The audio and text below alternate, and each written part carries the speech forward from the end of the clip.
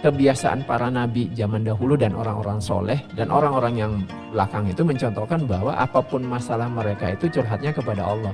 Manusia itu perlu menangis juga. Perlu Bahkan menangis, ya? Nabi kan mencontohkan juga. Jadi ketika istri beliau wafat, anak beliau wafat, itu kan Nabi juga mencucurkan air mata. Nah, tetapi kemudian disitulah kemudian kita belajar bahwa Nabi juga sedih.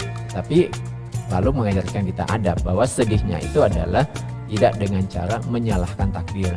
Di dalam Al-Quran itu ada ayat yang sangat bagus itu menjelaskan wa asa an takrahu syai'an wa huwa khairul lakum. Jadi boleh jadi sesuatu itu terjadi kamu benci, padahal itu adalah baik bagi kamu. Nah, sebaliknya wa asa an tuhibbu syai'an wa huwa syarrul lakum. Dan boleh jadi sesuatu itu kamu suka, tetapi itu adalah buruk bagi kamu. Wallahu ya'lamu wa antum la ta'lamun. Jadi Allah yang mengetahui sementara kalian tidak mengetahui. Ketika Allah sudah memberikan ujian, itu memang tujuannya untuk menaikkan kelas manusia, untuk menaikkan derajat ketakwaannya. Ya. Jadi dari situ kita bisa pahami bahwa apa yang akan dibebankan oleh Allah kepada manusia itu sudah diukur, karena Allah kan penciptanya manusia. Tanya-tanya dong.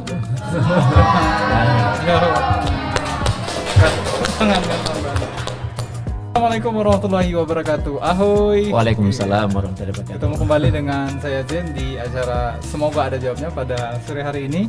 Masih di suasana Lebaran. Lebaran keberapa nih? Suasana Ramadan ya. Suasana Ramadan ya. Sorry, bukan Lebaran. Suasana Ramadan. Ramadan ke? Hari ini ke 14. 14 ya. Ya. Alhamdulillah sudah memasuki 14 hari kita puasa. Kayaknya Lebaran sebentar lagi itu ya. Tanda-tanda. Ya, sebagaimana biasa dan sesuai dengan flyer yang sudah disebar oleh tim, mudah-mudahan sudah disebar tadi ya. Di acara Semoga Ada Jawabnya ini kita mengangkat tema yang lagi hot katanya. Lagi hot tapi ditulis oleh seseorang di salah satu media, sebut saja X media. Dengan tema memaknai kerasnya hidup dalam kelembutan Al-Quran. Iya, Kontradiktif atau kontraindikasi. Ya.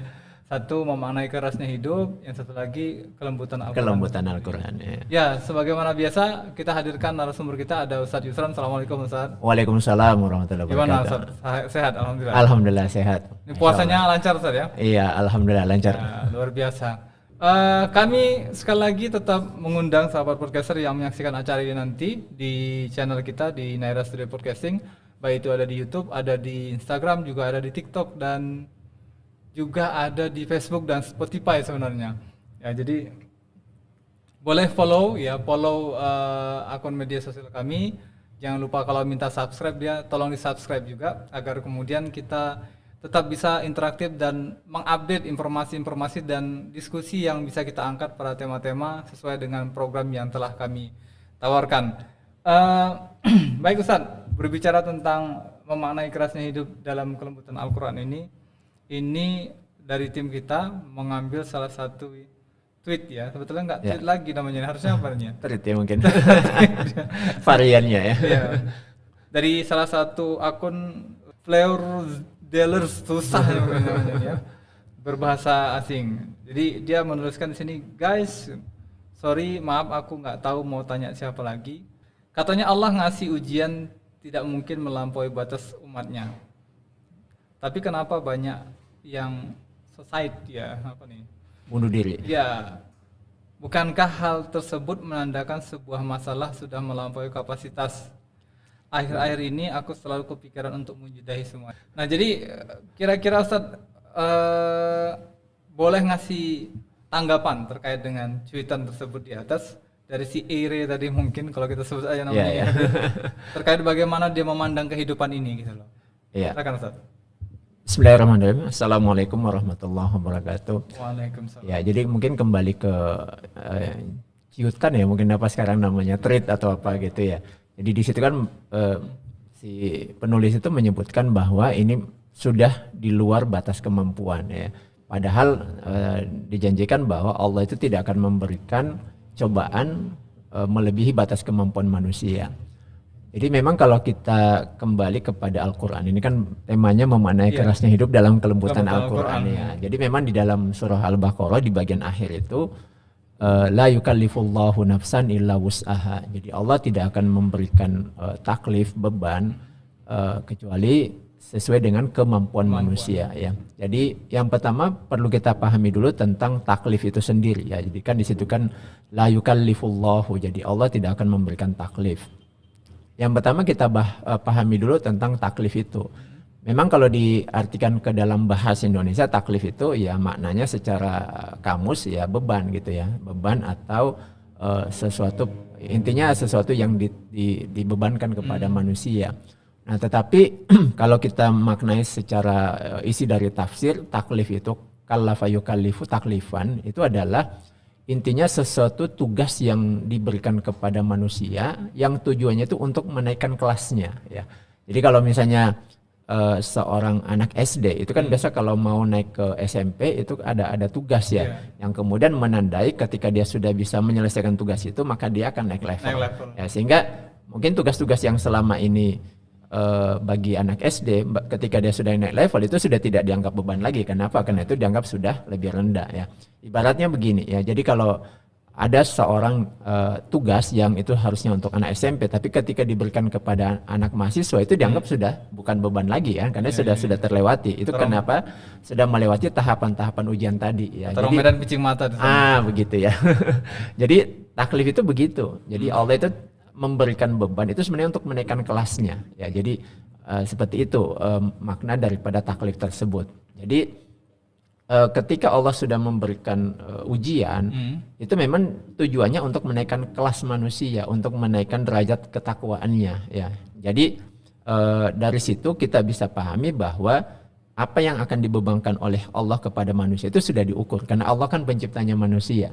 Nah tetapi perlu diingat bahwa ini adalah sesuatu yang sebenarnya sudah tercatat di dalam takdirnya Allah yang kita sebut sebagai qadanya Allah, dan itu ya sebelum kita lahir ke muka bumi kan Allah sudah menetapkan ya apa yang akan terjadi pada diri manusia, termasuk tentang umurnya, rezekinya, jodohnya dan seterusnya. Nah, oleh karena itu maka yang perlu diperbaiki itu adalah persepsi manusianya ya. Persepsi manusia tentang cobaan itu sendiri ya. Nah, kalau misalnya dia mempersepsikan itu sebagai bagian daripada beban hidup, maka dia akan istilahnya itu larut dengan beban tersebut. Tapi kalau misalnya itu dia lihat sebagai suatu challenge ya kan, tantangan untuk menaikkan kelas, maka dia akan berpikir positif. Ya, tapi Ustadz kan dalam posisi itu nggak semua manusia sadar bahwa itu adalah sesuatu yang sifatnya ibaratnya itu kan semacam seseorang yang sudah tahu simulasi kehidupan ini kan, ya, gitu kan. Betul, nah, ya. Kan nggak pada fase-fase ini saya yakin si penanya tuh nggak memahami fase kehidupan secara keseluruhan gitu kan. Betul. Nah, ini gimana ceritanya Ustaz, supaya dia bisa duduk di perkara itu tadi dan dia tahu bahwa ini adalah sebetulnya ujian naik level gitu kan, orang yang lagi mungkin santai nggak ada beban gitu kan. Iya. Maka di sini sebenarnya di dalam Islam itu kan kita diwajibkan untuk belajar.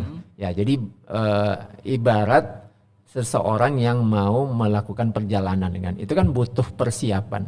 Nah kita aja kalau kita misalnya mau keluar kota, kita kan harus butuh persiapan. Misalnya kendaraannya nih mau butuh berapa kilo nih, maka dia tahu nih berapa volume bahan bakar yang harus diisi ya. Termasuk beban yang dibawa juga ya. Gitu juga. Kemudian dia tahu juga kapasitas kendaraan yang mau dibawa ini bisa muatnya berapa banyak penumpang, berapa banyak barang misalnya gitu. Nah, kenapa? Karena dia akan menempuh perjalanan. Nah, demikian juga di dalam Islam kan. Jadi sebelum kita menempuh perjalanan ini kita butuh persiapan. Dan persiapan yang paling penting itu adalah persiapan ilmu. Maka di dalam Islam itu kan disebutkan tolabul ilmi faridatun ala kulli muslim. Jadi menuntut ilmu itu wajib bagi setiap muslim. Karena dengan menuntut ilmu dia tahu SOP. Ibarat mau kerja ini dia sudah tahu SOP. Jadi menuntut ilmu itu ibarat memahamkan SOP-nya. Sehingga ketika dia sudah mulai kerja, mulai beraktivitas, dia sudah tahu nih kalau seperti ini yang dilakukan begini. Kalau ketemu masalah ini, solusinya begini dan seterusnya. Nah, di situ pentingnya dia perlu menuntut ilmu. Nah, gitu. Baik Ustaz. Ya memang terlalu kalau ke belakang terlalu banyak kali ya hal-hal yang tertinggal. Ya betul. Ya kan? Kayak cerita dalam konsep rumah tangga, dalam kehidupan secara pribadi terlalu banyak yang tertinggal. Terlalu banyak yang tertinggal, betul. Kita itu seperti pemain karbitan istilahnya kan. Dihadapkan pada satu masalah kemudian suruh nyari solusi apa gitu betul, ya. Baik Ustaz, Islam sudah pasti mengharamkan bunuh diri. Iya. Tapi bagaimana kaitannya dengan takdir seseorang? Tadi Ustaz sempat membahas itu Iya, sedikit ya. betul ya. Apakah memang ada jalan di mana Allah menakdirkan seseorang meninggal dunia dengan cara bunuh diri? Iya. Jadi perlu Ini mungkin perspektifnya baik itu pelaku sekaligus korban ataupun orang lain yang melihat perkara itu, Ustaz. Iya, jadi pertama kita perlu pahami dulu ya bahwa kematian seseorang itu kan sesuatu yang sudah ditakdirkan oleh Allah. Jadi berapa umur kita itu sesuatu yang sudah Allah takdirkan ya. Dan bagaimana kondisi kematian kita juga Allah sudah tahu. Nah, seperti itu. Nah, tetapi perlu kita pahami bahwa ilmunya Allah menyangkut tentang hal ini itu adalah sesuatu yang sifatnya gaib. Kita tidak tahu. Yang diperintahkan kepada kita itu adalah melakukan sesuatu sesuai dengan hukum syara atau sesuatu sesuai dengan hukum Islam. Contohnya begini, Allah sudah tahu kita itu nanti akan menikah dengan siapa. Nah, tapi karena kita tidak tahu siapa, maka Allah memerintahkan kepada kita misalnya nyari jodohnya gimana. Maka Rasulullah memberikan kriteria, misalnya tungkaul mar'atu. Jadi seorang wanita itu bisa dinikahi karena 4 faktor ya kan, bisa karena faktor kecantikan, karena harta, karena keturunan dan seterusnya. Lalu Islam memberikan tuntunan maka pilihlah atau prioritaskanlah karena faktor agama. Nah itu berarti kita dikasih guide-nya gitu. Demikian juga tentang kematian tadi ya. Jadi akhir kehidupan kita ini Allah sudah tahu. Nah tapi bagi kita manusia itu tidak tahu bagaimana ilmunya Allah tersebut. Yang diperintahkan kepada kita itu adalah melakukan apa yang syar'i ya. Oleh karena itu maka kita diperintahkan untuk menjalani kehidupan ini mengakhirnya bukan dengan bunuh diri ya, tetapi dengan mati dengan cara husnul khotimah. Ini ilmu lagi ujung-ujungnya ya. Iya, sekali lagi itu ilmu lagi. Makanya memang kalau kita masuk ke dunia kerja kan, kalau dunia kerja mau di dunia kerja, mau di dunia militer dan lain sebagainya, setiap ada orang yang mau ditempatkan di suatu posisi, dia pasti akan di training untuk posisi tersebut kan gitu ya. Jadi dia setiap ada tanggung jawab maka pasti ada tugas juga, ada wewenang di dalamnya dan juga pasti akan diberikan ilmu gitu. Betul. Supaya dia tahu SOP ya, ketika dia misalnya sudah menempati tugas tersebut, dia tahu apa yang harus dilakukan. Nah, seperti itu. Baik Ustaz. Jadi perkara bahwa takdir tadi sebetulnya pasti di mana kita perkara iman ya. Ya, itu perkara iman. Meyakini perkara itu betul. Ya. Nah, kalau bagi orang lain katakan, ini kalau bagi si pelaku kan udah gelap aja di pandangan kan. Ya kan? Bagi orang lain melihat perkara ini? Ya, bagi orang lain melihat suatu perkara harusnya pandangannya juga harus sama ya kan. Jadi pandangan kita itu harus diarahkan sesuai dengan pandangan Islam. Jadi bagi orang lain misalnya melihat suatu perkara, jadi bagi seorang muslim itu kan ada yang namanya menasehati teman. Jadi ketika misalnya ada teman yang punya problem, maka dia memberikan saran, nasihat, membantu ya semaksimal mungkin ya. Jadi kenapa? Karena di dalam Islam kan baiknya seseorang itu akan tergantung pada baiknya temannya. Jadi circle-nya. Jadi jadi di dalam hadis itu Nabi selalu mengingatkan. Jadi bagaimana melihat seseorang, kata Nabi, falyansur man yukhalil. Jadi lihatlah siapa orang yang menjadi circle-nya. Jadi kalau misalnya orang yang menjadi circle-nya itu baik, maka dia juga insya Allah akan baik. Oleh karena itu maka orang yang baik itu kan bukan berarti orang yang selalu membenarkan tindakannya ya, tetapi orang yang akan mengoreksi kalau tindakannya keluar dari rel. Nah gitu. Baik, intinya sekali lagi ya kalau memang ingin tersadarkan dan ingin menyadarkan diri, cari circle yang baik juga Ustaz ya, betul. Supaya bisa saling mengkoreksi, menasihati saling mensupport gitu ya. Betul. Nah kaitannya ini dengan takdir, kemudian bagaimana konsep qada dan qadar ini Ustaz terkait dengan aktivitas bunuh diri ini sendiri ya, supaya sahabat podcaster di luar sana bisa memahami ini lebih jauh, lebih dalam. Ya bisa aja kan tadi kita anggap semua orang awam mungkin dalam perkara ini gitu kan, sehingga tidak keliru ya. Baik itu dia sebagai calon pelaku ataupun teman-teman yang bisa melihat adanya gelagat mengarah ke sana supaya untuk menasihatinya dalam konteks Islam. Oke, baik. Jadi yang pertama mungkin sebagai pengantar dulu ya, memahami tentang apa itu qada. Jadi begini, kalau kita perhatikan kehidupan manusia ini kan, manusia itu hidup di dua area atau dua wilayah kalau kita lihat ya. Jadi ada wilayah di mana suatu peristiwa atau kejadian yang menimpa manusia itu dia bisa kuasai, ya. Contohnya begini, ada seruan azan, ya kan, di masjid. Kita bisa menguasai itu, kita bisa memilih apakah mau berangkat ke masjid atau tidak. Nah itu wilayah yang pertama. Nah kemudian wilayah kedua, ada kehidupan manusia itu di mana dia tidak bisa memilih. Ya, misalnya ada yang merupakan bawaan lahir. Misalnya kita ya, kita sudah lahir jenis kelaminnya laki-laki. Ya. Kemudian kita juga sudah lahir, ayah kita namanya Fulan dan ibu kita Fulana gitu. Dan itu tidak bisa kita pilih. Kita lahirnya di mana, kemudian bentuk rambut kita dan seterusnya. Nah, ya, wilayah yang kemudian tidak bisa kita pilih ini ada yang bawaan lahir, ya seperti tadi itu. Yeah. Atau ada sesuatu yang sudah terjadinya itu setelah kita lahir. Contohnya ya, kita parkir di suatu tempat, ya. Lalu kemudian sudah hati-hati tiba-tiba. Ya, tadi imam tadi lah ya, yang salat tadi ya. Oke, imam tadi kemudian sepeda motornya dicuri. Atau misalnya udah parkir di tempat, udah hati-hati tiba-tiba dari belakang ada mobil ngebut nabrak ya kan. Atau pernah kejadian di lapangan Merdeka dia parkir tiba-tiba pohon itu tumbang ya kan seperti itu. Nah ini juga wilayah di luar kekuasaan dia kan seperti itu. Dia tidak punya pilihan. Nah yang disebut qada itu adalah yang wilayah yang tidak bisa kita kuasai ini. Jadi suatu ketentuan di mana manusia itu tidak bisa memilih. Ya. Nah, yang perlu kita pahami bahwa pada wilayah qada ini manusia itu tidak akan dihisap karena dia tidak bisa memilih. Ya. Misalnya kita lahir sebagai laki-laki atau perempuan itu kan tidak akan dihisap kenapa laki-laki dan kenapa perempuannya. Gitu. Nah beda kalau yang seperti tadi, misalnya masuk waktu maghrib azan, kita mau ke masjid atau tidak, itu kan wilayah yang bisa kita pilih. Sehingga di wilayah ini kita itu akan dihisap. Nah gitu. Jadi ini yang perlu kita pahami dulu. Jadi pada wilayah qada ini dari sisi terjadinya itu kita tidak akan dihisap. Nah tetapi yang akan dihisap itu adalah pilihan perbuatan ketika itu terjadi. Ya. Contohnya bunuh diri tadi.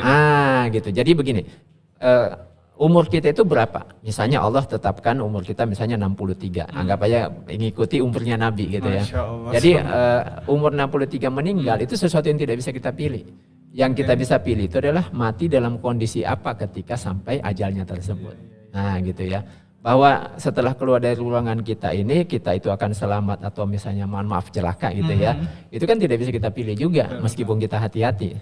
Nah tetapi yang bisa kita pilih itu adalah jalannya melakukan aktivitasnya dengan selamat atau tidak. Nah gitu. Jadi ini yang perlu dipahami ya.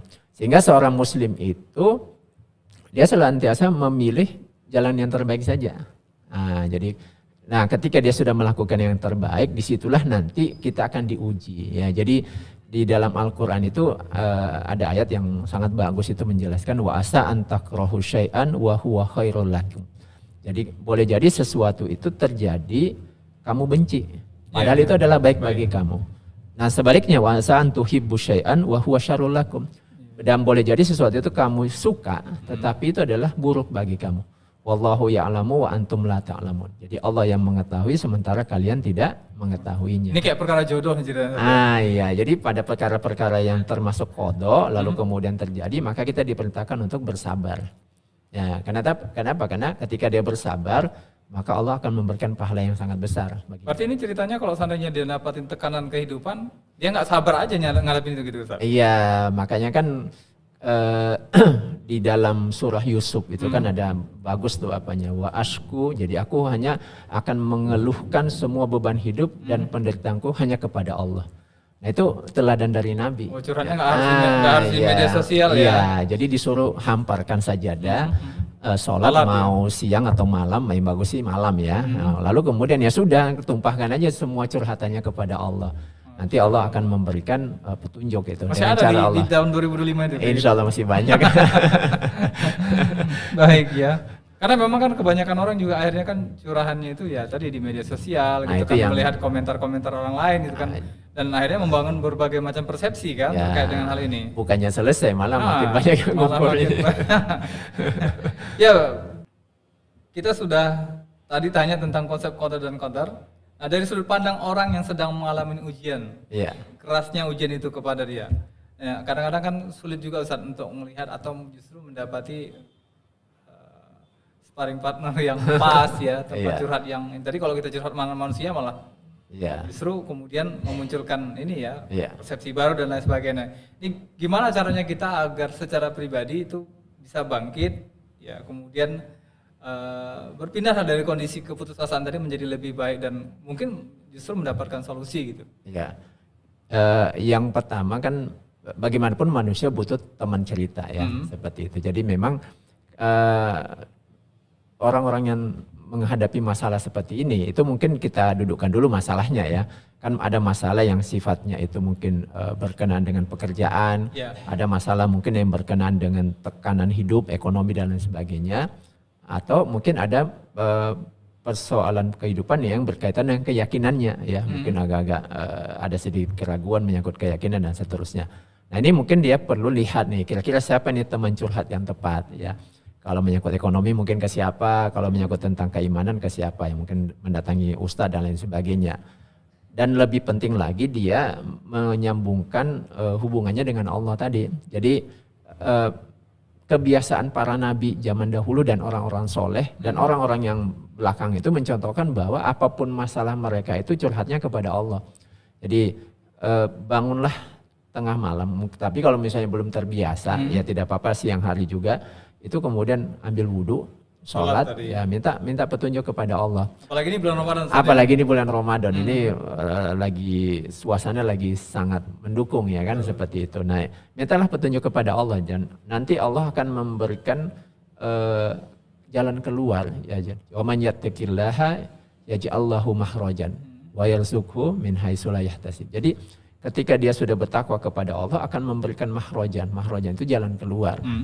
Dan bentuk yang kadang tidak disangka-sangka ya seperti itu. Jadi Allah nanti akan mengetahui bagaimana cara memberikannya kepada hambanya. Nah itu dulu yang dilakukan. Kadang sudah mulai di step 1 di sini saja dia merasa sudah bebannya sudah mulai berangsur turun itu insya Allah gitu. Mungkin Ustadz bisa berbagi cerita yang bisa di-share pengalaman Ustadz dari apa yang mungkin ya yang bisa di-share ya Ustadz ya. Kalau nggak bisa di-share jangan di-share ke kita. Mungkin bisa berbagi cerita nih Ustadz, sedikit saja mungkin pengalaman Ustadz terkait dengan problem itu, masalahnya apa yang pernah Ustadz hadapin mungkin yang akhirnya ya tadi solusinya memang Allah kasih gitu. Ya sebenarnya sih banyak ya. Jadi yang pertama cara kita berpikir bahwa selama manusia itu masih hidup, dia pasti akan ada masalah. Itu satu ya? Iya, itu satu dulu. Jadi, mentalnya harus kuat dengan itu ya? Iya, jadi itu dulu ya satu. Dan kita perlu pahami bahwa kehidupan manusia ini kan Allah yang menciptakan. Sehingga solusinya itu akan Allah berikan. Jadi kalau kita baca Al-Quran, inna ma'al usri yusran. Jadi ketika disebutkan al-usr, jadi kesulitan, kalau kita belajar nahwu shorof itu al-usr itu disebutkan dalam bentuk alif lam. Nah, tapi ketika disebutkan yusronnya itu disebut dalam bentuk nakiroh. Jadi tidak pakai alif lam. Nah, apa maksudnya? Itu menunjukkan ketika disebutkan yusronnya 2 kali itu menunjukkan bahwa itu adalah kemudahan 2 kali tapi kemudahan yang berbeda. Jadi adapun al-usrnya itu disebutkan dalam bentuk alif lam itu menunjukkan bahwa kesulitannya itu, problemnya itu problem yang sama. Tapi nanti Allah akan memberikan 2 kemudahan. Jadi setiap satu kesulitan nanti Allah akan memberikan 2 kemudahan. Jadi sebenarnya Allah itu menyiapkan solusi yang lebih banyak daripada masalah yang dihadapi. Nah tinggallah coba kita bangun keyakinan bahwa Allah itu maha besar. Jadi saya pernah ketemu dengan teman, dia mengatakan cobalah bangkit, bangkit.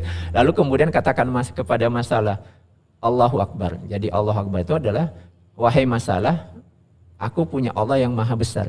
Jadi sesungguhnya masalah itu adalah Allah yang menciptakan dari sisi keyakinan ya. Dan Allah juga pasti akan memberikan kemudahannya. Dan Allah sudah menjanjikan di dalam Al-Quran bahwa setiap satu kesulitan Allah akan memberikan 2 kemudahan. Nah gitu ya. Ini walaupun nanti faktanya nggak sesuai ekspektasi, nangis yuk. Ya manusia itu perlu menangis juga. Bahkan Nabi kan mencontohkan juga. Jadi ketika istri beliau wafat, anak beliau wafat, itu kan Nabi juga mencucurkan air mata. Nah tetapi kemudian disitulah kemudian kita belajar bahwa Nabi juga sedih. Tetapi lalu mengajarkan kita adab bahwa sedihnya itu adalah tidak dengan cara menyalahkan takdir. Misalnya meronta-ronta, lalu kemudian tanda kutip bahasa Medan ini memaki gitu kan, menyalahkan takdir. Kenapa? Karena banyak juga yang awalnya itu sesuatu yang disebut musibah, ujungnya adalah malah jadi nikmat kan. Di Medan ini kan banyak itu kasus, misalnya saya pernah ke ujung Polonia itu ketemu dengan seseorang, beliau bercerita bahwa dahulu ketika peristiwa pesawat yang jatuh itu di Polonia kan, itu kemudian kena rumahnya. Nah itu kemudian dianggap seperti musibah ya karena rumahnya habis ya. Tapi setelah itu ternyata ganti ruginya luar biasa waktu itu berkali-kali lipat ya kan. Nah, malah dia bersyukur. Kalau enggak mungkin enggak mendapatkan nikmat yang seperti dia. Iya bisa ganti rumah dan lain sebagainya lebih. Baik. Oke. Baik Ustaz. Nah berkenaan dengan tema kita kelembutan Al-Quran, dan memang Ramadan ini merupakan bulan di mana Al-Quran diturunkan. Iya Ustaz, ya? betul. Nah ini pengen bertanya juga nih kepada Ustaz nih. Bagaimana cara kita kemudian bisa mengkaitkan ya, antara Al-Quran itu dalam konsep menyikapi pertanyaan tadi dari teman kita yang memahami atau melihat kondisi dia yang punya masalah begitu berat sehingga kemudian dia bisa gitu loh lapang dada akhirnya mengkombinasikan antara Al-Quran ini sebagai solusi ke jalan kehidupan dia dengan permasalahan yang dihadapi mungkin saat. Iya. Yang pertama bahwa memang Al-Quran itu diturunkan di bulan Ramadan ya. Jadi jelas disebutkan syahrul Ramadan allazi unzila fihil Quran. Hudal linnasi wa bayyinatin minal huda wal furqan. Jadi dari ayat itu kita bisa belajar bahwa Al-Quran itu diturunkan untuk menjadi hudal linnasi, menjadi petunjuk hidup bagi manusia. Nah, bagaimana supaya menjadi petunjuk? Yang pertama tentu saja harus dibaca. Jadi inilah luar biasanya Al-Quran. Jadi Al-Quran itu adalah mukjizat dan inilah satu-satunya mukjizat yang ditinggalkan oleh Nabi. Jadi kalau nabi-nabi sebelumnya itu meninggalkan mukjizat dalam bentuk keajaiban-keajaiban ya, pada masanya saja, pada masanya saja dan selesai di masanya. Nah, tapi Nabi ini meninggalkan kepada kita mukjizat yang masih bisa kita rasakan dan mukjizat ini berupa ilmu. Ya, kita nggak nyadar juga itu. Iya, seperti itu. Lupa ya. Makanya ada metode yang saya dengar juga dari ceramah Ustadz ya, bahwa ketika kita punya masalah, lalu kemudian cobalah sholat 2 rakaat, lalu kemudian mintalah petunjuk kepada Allah, lalu bacalah Al-Quran. Terserah mau ambil ayat mana saja, nah nanti kita akan ketemu dengan ayat, lalu kemudian bacalah terjemahannya.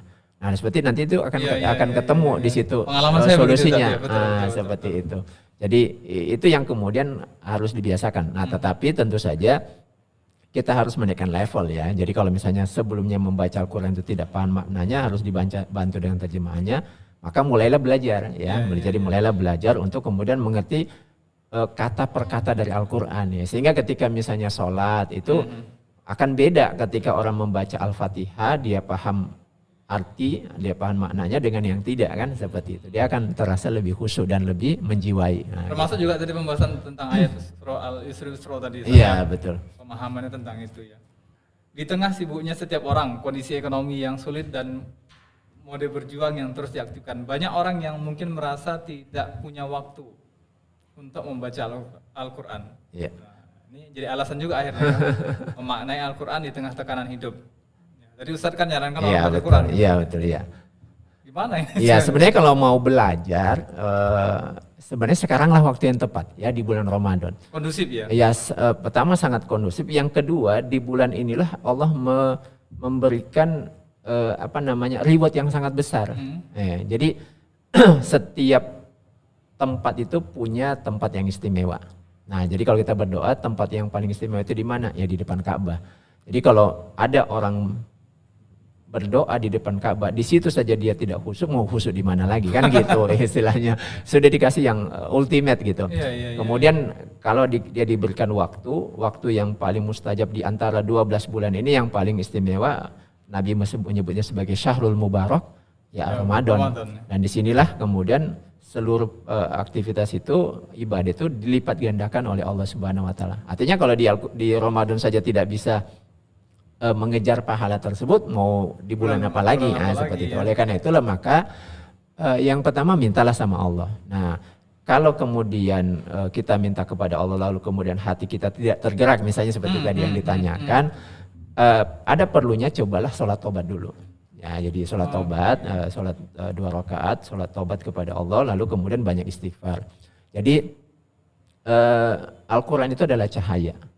Al-Quran itu adalah petunjuk. Dan dia akan didekati oleh hati yang bersih, hati yang suci. Nah, ketika cahaya ini tidak bisa kita dekati, boleh jadi hati kita sedang banyak ininya nih, banyak nodanya gitu. Oleh karena itu kita bersihkan dulu ya. Dengan cara apa ya? Banyak istighfar kepada Allah, bertobat kepada Allah. Nah, ketika ini sudah dilakukan, maka insya Allah hati kita akan dilembutkan oleh Allah sehingga mudah tuh masuk petunjuk-petunjuk dari Al-Quran. Jadi kelembutannya itu juga termasuk kelembutan hati kita ya, Ustaz? Betul. Luar biasa. Ada tips-tips khusus Ustaz mungkin selain itu tadi? Tips dari Nabi aja. Jadi Nabi itu mengingatkan misalnya ya, pertama aksirul zikro hazimil lazati al maut. Jadi Nabi menyebutkan di tengah sibuknya kehidupan kita di dunia ini, kata Nabi, ingatlah sesuatu yang akan menuntaskan atau menghilangkan semua yang kita kejar itu. Jadi kalau misalnya kita sibuk, apa sih yang mau kita kejar? Misalnya punya target jumlah uang deposito sekian, harus punya rumah sekian, harus punya kendaraan sekian, harus punya pekerjaan sekian, harus punya pasangan yang cantik sekian. Kata Nabi, cobalah ingat-ingat sesuatu yang semua impian ini akan bisa selesai kalau ini sudah terjadi. Bisa memutus nikmat itu ya. Nah, apa itu kata Nabi? Al-maut. Jadi kata Nabi, aksirul zikro hazimil lazat. Ingatlah sesuatu yang bisa menghilangkan ini semua. Yaitu apa? Al-maut. Nah, ketika kita sudah takziah atau ziarah kubur, itu kan kita jadi lihat kan orang-orang yang dahulunya hebat ya kan, pengusaha sukses atau misalnya penulis hebat atau pemain olahraga hebat, aktor-aktor yang ganteng, cantik dan sebagainya. Ketika sudah sampai kematian, toh juga sudah selesai semua. Tapi vibes-nya nggak sama Ustaz dengan dulu dengan katakan 20 tahun yang kenapa ya Ustaz? Ini pertanyaan juga mungkin. Supaya semakin kuat kan ketika Ustaz kasih solusi itu dan itu membekas gitu loh. Ya itu tadi memang nasihat itu kan akan jadi hati itu kan harus bening itu. Jadi Imam Ghazali itu mengumpamakan hati kita itu kan harus menjadi bersih seperti cermin. Sehingga ketika ada cahaya Al-Quran datang, dia akan bisa menangkap pantulannya dengan sempurna. Jadi semakin cerminnya itu semakin banyak noda, maka cahaya apapun tidak akan bisa masuk. Nah, seperti oleh karena itu yang harus dilakukan itu bersihin dulu cerminnya ini. Dengan cara apa? Yaitu tadi dengan taubat, dengan banyak istighfar. Jadi kalau ketika hatinya bersih, bening, maka cahaya Al-Quran itu akan mudah masuk. Nah, seperti itu. Baik. Nah, ada tambahan tips lagi Ustaz mungkin untuk supaya kita nggak berjarak dengan Al-Quran yang selama ini mungkin kan bulan-bulan kagetan nih. Ustaz udah kasih pas-pas awal tadi, ada nggak tambahan-tambahan lain selain itu? Ya, mau tidak mau memang setelah banyak istighfar tadi, cobalah cari teman yang circle yang kira-kira juga suka dengan itu. Ya, bagaimanapun kan juga ketika misalnya sudah muncul keinginan nih untuk mau baca Quran, untuk mau datang ke masjid, tapi circle-nya, teman-temannya itu justru malah tidak suka ke situ, malah mengajak ke yang lain atau malah ketika mendekat malah mengejek dan seterusnya. Nah, ini juga harus mulai dipikirkan. Jadi mencari teman yang sama-sama pengen baik. Nah, seperti itu. Sehingga sehingga ketika misalnya semangatnya ini baru 20% misalnya gitu, ibarat baterai ya baru 20%. Temannya ini juga sama-sama menginginkan kebaikan, lalu bisa mengajak dia sehingga yang tadinya cuma 20% bisa naik nih, ngecasnya lebih kencang gitu ya. Seperti itu. Tapi kalau misalnya malah temannya sebaliknya, itu kan yang tadinya semangatnya cuma 20%, malah temannya ini malah makin redup cuma 5% gitu. Nah, seperti itu. Jadi pentinglah juga mencari teman yang circle-nya itu juga yang sama-sama ke sana gitu. Nah, baik Ustaz. Nah, berkaitan dengan Al-Quran sekali lagi ini semakin memompa semangat kan karena kan Al-Quran ini diharapkan jadi motivasi dan solusi kehidupan juga ya. Nah, bagi tadi si penanya si Ere katakan begitu lah. Kira-kira bagaimana upaya yang dilakukan bagi dia yang mungkin masih baru-baru kan menjadikan Al-Quran sebagai solusi dalam kehidupan ini untuk memanfaatkan momen bulan suci Ramadan ini untuk mencari malam Lailatul Qadarnya? Ya, jadi sekali lagi ini semuanya adalah nikmat taufik dari Allah Subhanahu wa taala. Oleh karena itu yang paling pertama itu minta dulu kepada Allah. Jadi mintalah kepada Allah. Semakin sering meminta, maka di dalam hadis itu kan kalau ketika kita meminta kepada Allah, berdoa, maka Allah juga malu kalau tidak memenuhi permintaan hambanya. Jadi itu dulu yang pertama. Jadi kita banyak istighfar. Dan harus yakin ya. Harus yakin bahwa Allah itu akan memenuhi permintaan kita. Ud'uuni astajib lakum. Jadi mintalah kepadaku, maka Allah akan mengabulkan. Nah, tapi memang kita perlu juga pahami ketika Allah mengabulkan itu kan bisa dengan beberapa cara. Bisa diberikan apa yang diminta, atau misalnya dihindarkan dari apa yang bisa memudaratkan dia. Nah, ibarat begini, kalau ada anak 10 tahun ya, misalnya Pak Zen nih punya anak 10 tahun, nggak aja laki-laki ya, minta dibelikan motor besar. Nah, tentu Pak Zen akan berpikir, nah ini umur segini dikasih motor besar bukannya bermanfaat, tapi malah akan memudaratkan. Mungkin diganti dengan yang lain ya kan. Sepeda mungkin. Sepeda mungkin yang sesuai dengan umurnya. Nah, tujuannya bukan karena tidak sayang kan, tapi melihat kalau ini yang dikasih malah jadi mudarat. Maka diganti dengan sesuatu yang bermanfaat. Prasangka baik lah. Prasangka baik. Atau dalam hadis Nabi itu bahwa doa itu juga bisa jadi ditunda oleh Allah, nanti akan diberikan di akhirat. Nah, oleh karena itulah maka di dalam hadis itu kan disebutkan nanti di akhirat itu banyak orang yang kemudian datang itu dengan keadaan kaget-kaget. Kenapa? Karena di dunia ini amalannya kok biasa-biasa tapi kok pahalanya besar gitu. Nah, salah satu itu adalah ketika dia bersabar terhadap mungkin apa yang dia inginkan, apa yang dia minta, belum Allah kasih di sini, tapi nanti di akhirat baru dikasih tuh rewardnya. Iya. Ini ere cowok atau cewek sih sebenarnya masih belum tahu, tapi yang jelas luar biasa ya, bersabar aja dalam menghadapi cobaan aja tadi juga. Termasuk berdoa juga bagian dari pahala ya, dikasih kebaikan, apalagi dalam kondisi semakin mendekatkan diri kepada Allah Subhanahu wa taala. Ya, jadi saran bagi yang nanya tadi tuh banyak-banyaklah hadir dalam majelis ilmu. Karena ketika dia hadir di majelis ilmu, perspektifnya tuh lebih jauh ke depan. Jadi seorang muslim itu kan dia cara pandangnya itu tidak sampai hanya di titik kematian ya. Tetapi cara pandang itu sampai ke akhirat. Ya gitu. Sehingga ketika dia melihat sesuatu seperti tadi lah, misalnya dia menginginkan sesuatu. Nah, Islam mengajarkan bahwa ternyata perspektifnya ketika sampai ke akhirat, dia akan berpikir, oh ya udah bersabar aja, mungkin ini nanti di akhirat nanti dia akan mendapatkan seperti itu. Dan ketika berpikir seperti itu, cara berpikir itu jauh lebih lapang nanti hatinya. Nah, apalagi kalau kemudian dia bisa berbaik sangka ya. Boleh jadi dia akan bisa melihat, oh berarti kemarin Allah nggak ngasih ini, ternyata inilah yang lebih bagus. Nah, ternyata setelah mendapatkan ini, oh ternyata di sini hikmahnya. Nanti dia akan bisa melihat sendiri, beberapa hikmah yang kemudian dia akan melihat, oh ternyata memang Allah lebih sayang kalau ngasih yang seperti ini. Malah ketika yang tapi tadi. Tapi itu harus menjalani dulu, Ustaz. Iya. Kalau belum menjalani tebak-tebak buah manggis juga ya. Kadang-kadang ekspektasinya tuh kayak hitungan matematika ya kan, 2 kali 2 harus 4 gitu kan. Iya. Karena kenyataannya nggak seperti itu ya. Baik, menarik sekali nih. Kita sudah di penghujung, Ustaz.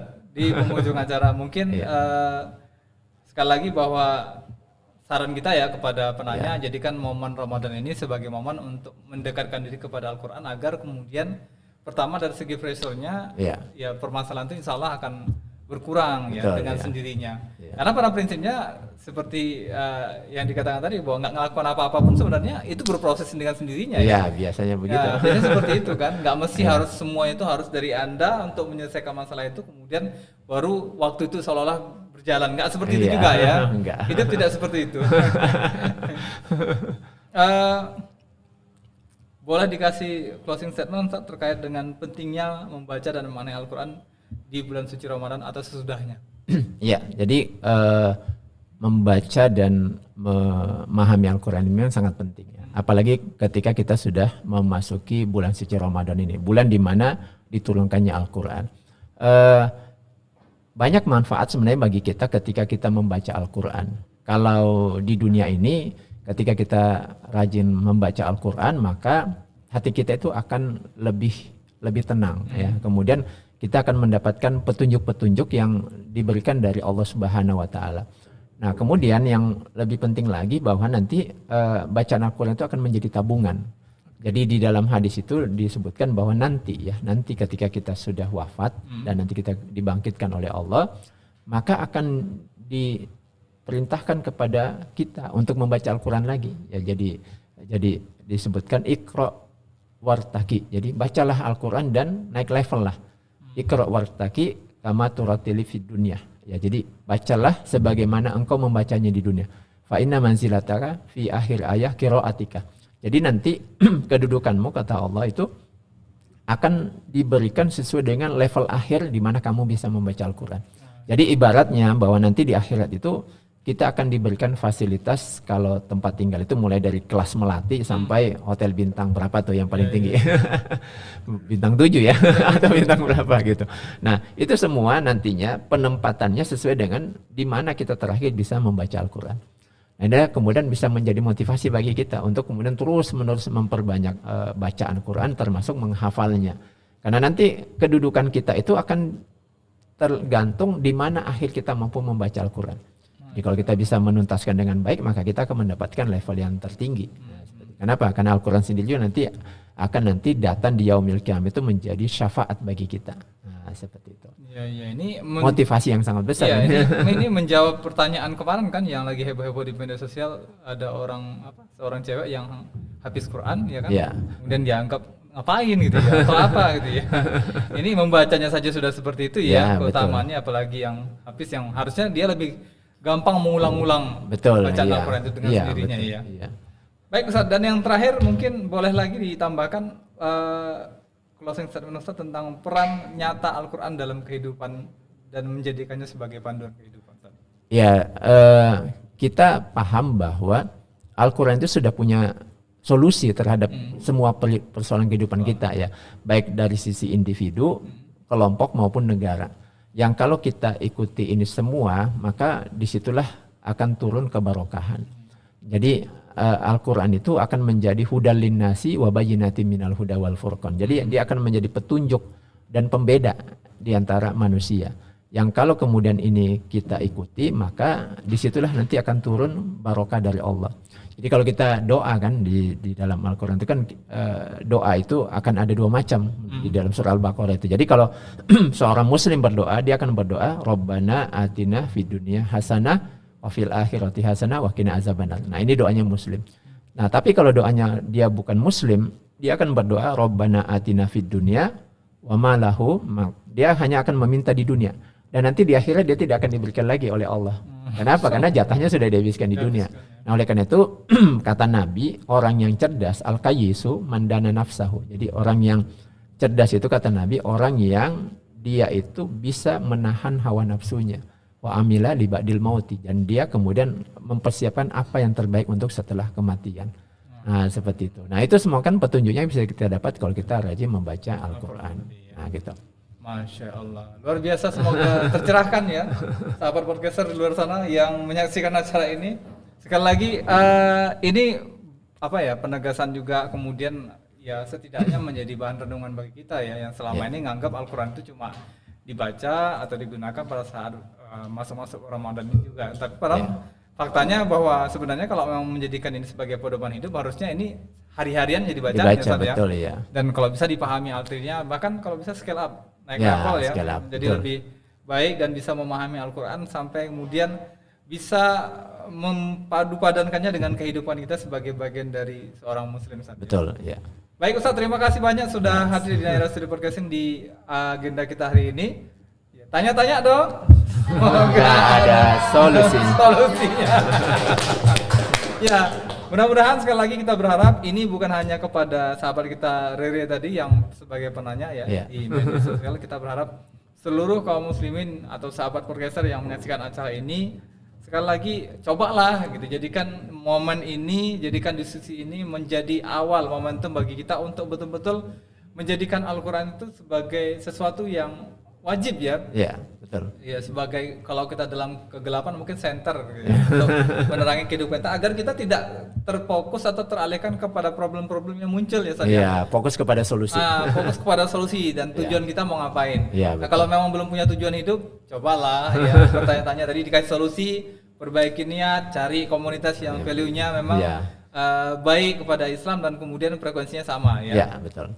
Itu saja mungkin untuk pertemuan hari ini. Terima kasih Ustaz sudah hadir di Naira Studio Podcasting.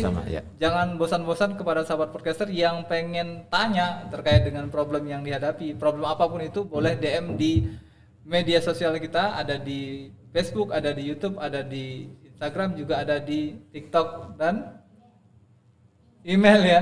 Email kita di nairastudiopodcasting@gmail.com. Benar ya? Ya, sekali lagi mudah-mudahan ini menjawab dan momen Ramadan ini adalah momen berbagi ilmu lah minimal bagi kita di Naira Street Podcasting. Terima kasih, saya Zen, mohon undur diri. Assalamualaikum warahmatullahi wabarakatuh. Ahoy. Waalaikumsalam warahmatullahi wabarakatuh.